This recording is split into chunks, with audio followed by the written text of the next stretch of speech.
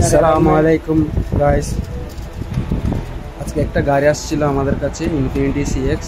তো আমি আর আমার খালাতো ভাই ছিলাম ওই মুহূর্তে। তো আমরা ডিসিশন নিলাম কি আপনাদেরকেও দেখায় একটু আমরা কিভাবে অ্যালাইনমেন্টটা করতেছি আর কি।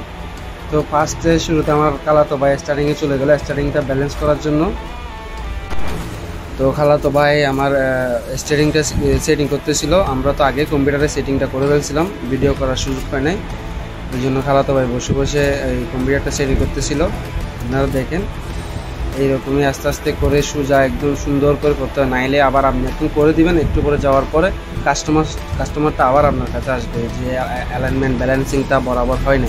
তো আমার খালাতো ভাই শেষ করে ফেলছে, এখন একটু স্টিয়ারিংটা সোজা করে দিয়ে লক করে দেওয়া।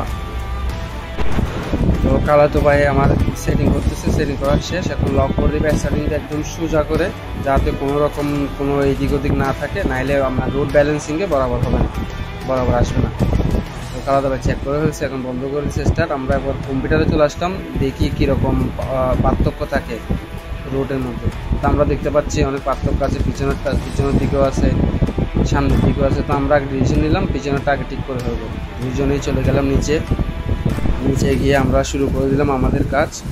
তো এইটুকুই, আমরা আজকে পুরোপুরি ভিডিও আসলে করতে পারি নাই, কেননা আমাদের টাইমের অনেক শর্ট ছিল আর কাস্টমার ওয়েটিংয়ে ছিল।